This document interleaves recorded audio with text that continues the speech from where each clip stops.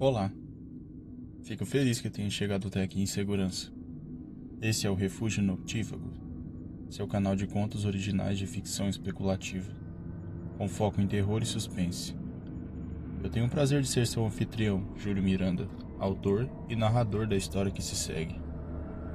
Bem, feitas as devidas apresentações, e sem mais delongas, espero que a essa altura as luzes à sua volta já estejam apagadas, pois a história está prestes a começar. Sobre a noite em que matamos a coisa que machucava a mamãe. Como ele é, mamãe? Naquela noite perguntei pela primeira vez depois de todos aqueles anos, desde que mamãe admitira a existência da coisa e desde que tínhamos deixado, meu irmão e eu, de passar os fins de semana na casa de vovó, pois vovó tinha virado anjo 3 ou 4 anos antes. Pelo menos fora isso que mamãe e papai nos contaram na época. Pois imagino que seja isso que se conta às crianças sempre que um adulto de suas relações, principalmente um familiar amado, morre, já que a resposta verdadeira leva apenas a mais perguntas. Perguntas complexas demais até mesmo para um adulto responder.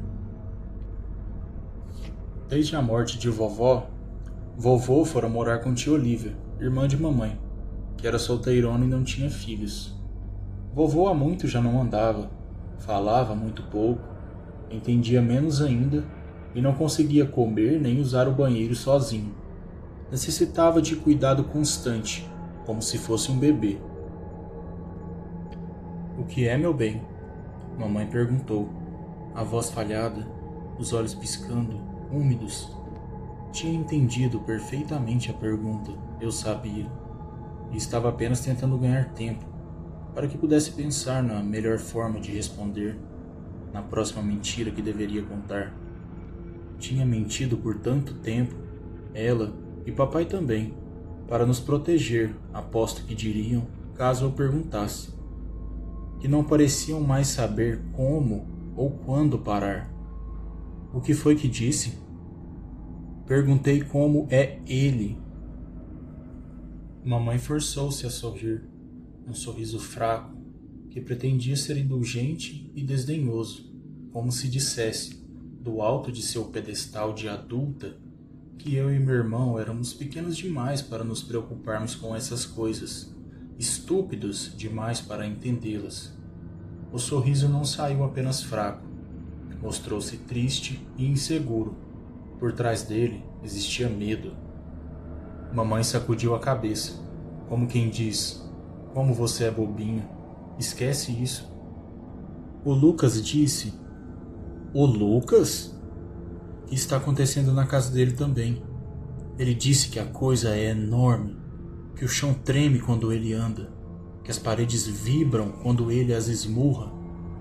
Ele disse que a coisa é muito forte, que não pode ser detida, que atacou os pais dele, que quebrou o braço da mãe dele e umas 2 ou 3 costelas, que tem garras afiadas e que quase arrancou a cabeça do pai dele fora, que quase o deixou cego de um olho por causa de um violento arranhão.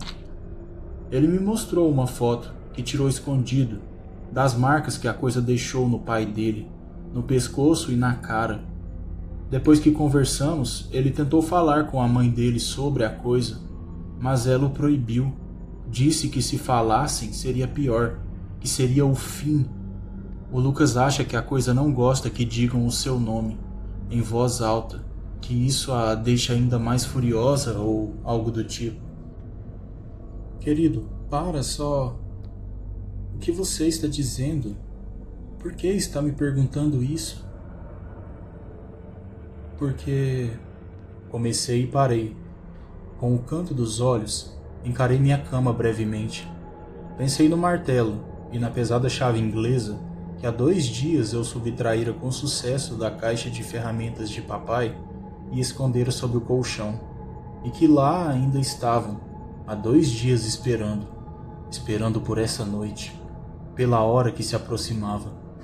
Porque pensei no dinheiro da mesada que há muito tempo vinha economizando, nas latinhas que há meses vinha recolhendo pelas ruas, nas sarjetas e nas lixeiras, durante o trajeto de volta da escola para casa, e que tinha vendido para inteirar o valor necessário exigido pelo aprendiz de chaveiro, quando lhe pedi que fizesse uma cópia da chave do nosso quarto, meu e de meu irmão, e que não contasse nada sobre isso para quem quer que fosse.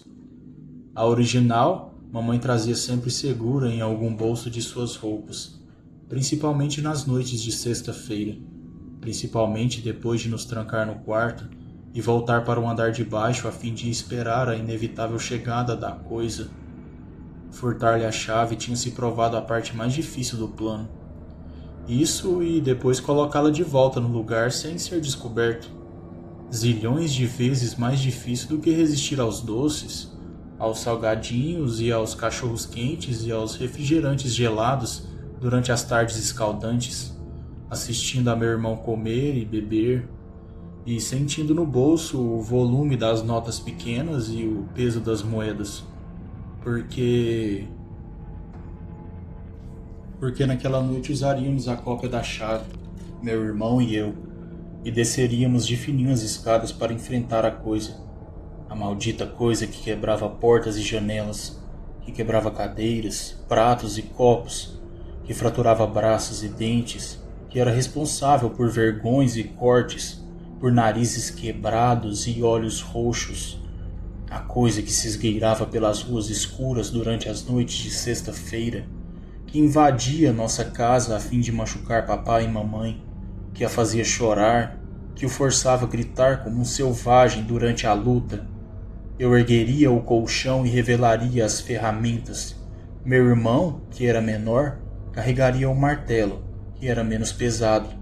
E naquela noite desceríamos de fininho as escadas e surpreenderíamos a coisa suja e traiçoeira, que aproveitava o dia do carteado do pai para atacar. A coisa covarde, que vinha tentar matar mamãe enquanto o pobre do pai, durante seus únicos dia e noite de folga da semana, estava bebendo e se divertindo junto com os amigos em um bar próximo, depois de dias seguidos de muito trabalho duro. Usaríamos o martelo e a chave, pois estaríamos prontos para nos juntar à luta quando o papai entrasse pela porta, a fim de, com os punhos nus, enfrentar pela 1000ª vez a criatura e salvar mamãe de suas garras.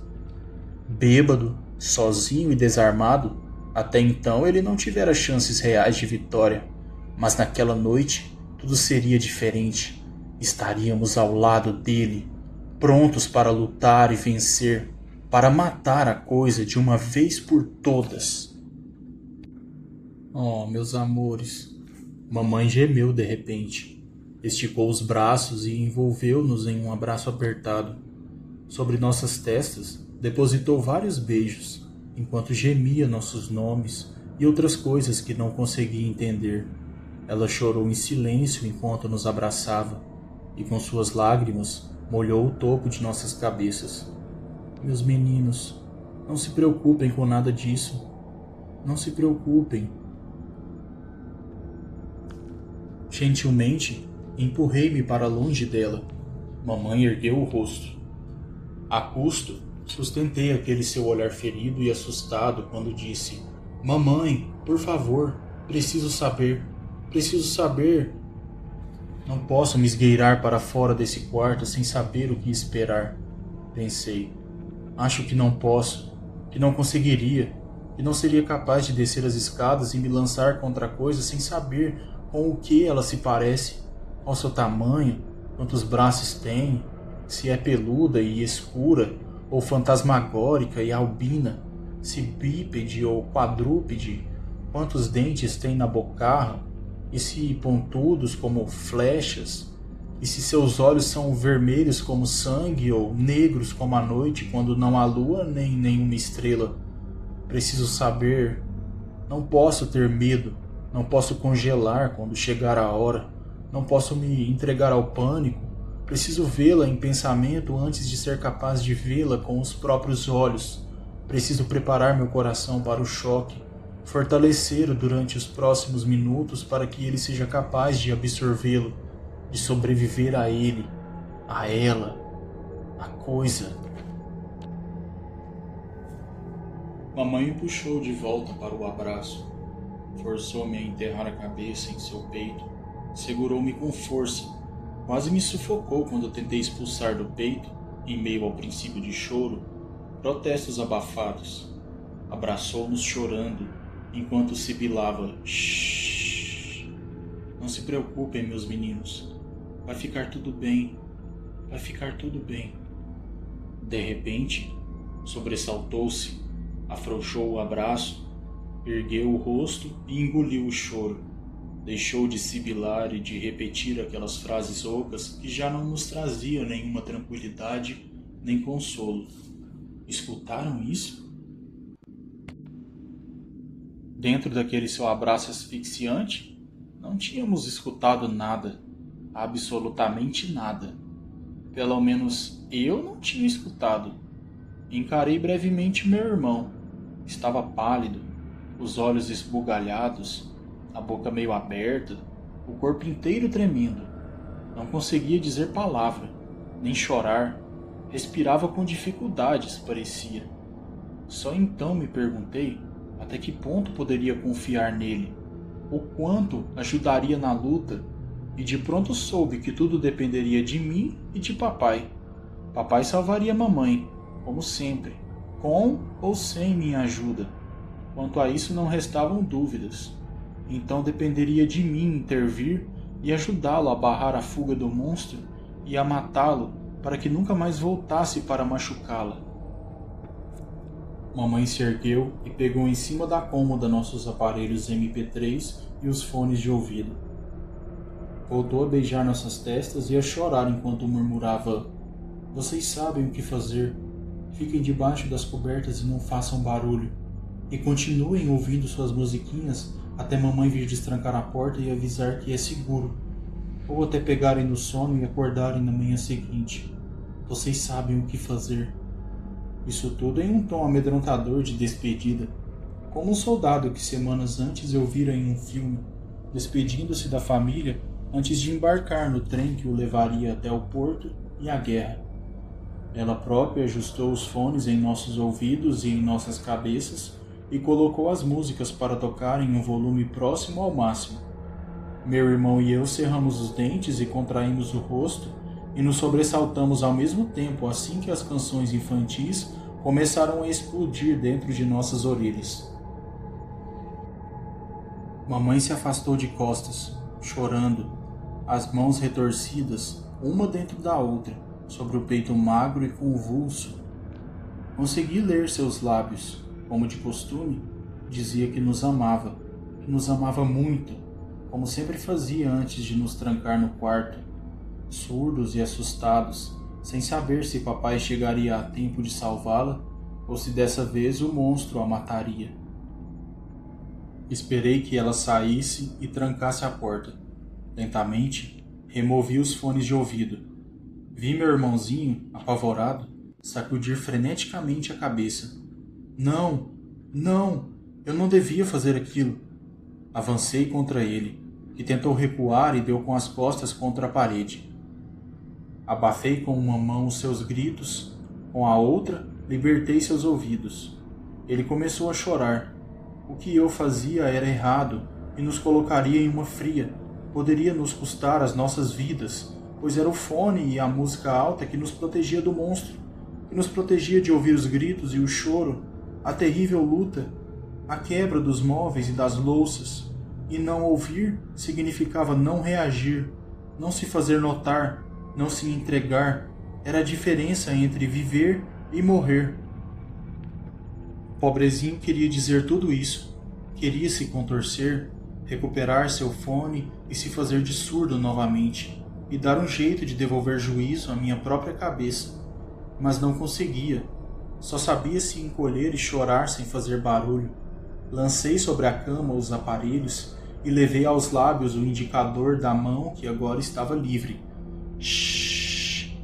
Eu próprio afiei os ouvidos. Por um instante, no susto, meu irmão tinha gritado e mamãe poderia tê-lo escutado. Poderia voltar e descobrir qual era meu plano, e então me impediria, exigiria a cópia da chave antes de voltar a sair, e então Não teríamos como nos esgueirar para fora do quarto a fim de salvá-la e ajudar papai a matar a coisa. Esperamos, mas mamãe não voltou. Devia ter mesmo descido. Esgueirei-me para junto de minha cama e ergui o colchão. Meu irmão me seguiu depois que eu o incentivei com um gesto. Entreguei-lhe o martelo, tomei posse da chave inglesa e baixei o colchão novamente sem fazer barulho. Trocamos um olhar. Em todas as vezes em que tal cena se desenrolara em meus pensamentos, aquele fora o momento em que, aos sussurros, eu explicava para o baixinho o que tudo aquilo significava. As ferramentas que segurávamos como se fossem armas, o porquê de termos nos livrado dos fones de ouvido, para que servia aquela chave que eu trazia no bolso da bermuda. Mas me vi incapaz de dizer palavra, e ao encará-lo, soube que nenhuma palavra era necessária, e tive certeza de que qualquer explicação em que eu pudesse ter pensado teria sido insignificante diante das conclusões que ele próprio, sozinho, num segundo, tinha alcançado. Pisquei, embasbacado, como se tudo aquilo não passasse de um sonho ou de uma cena mágica em um conto de fadas. Meu irmão pareceu crescer, ganhar anos de vida em meros segundos, força e uma sabedoria assustadora ao encarar-me de volta. Era como o soldado covarde que, num primeiro momento, se encolhe dentro da trincheira, abraçado ao próprio rifle, e chora como uma criança enquanto as balas unem à sua volta.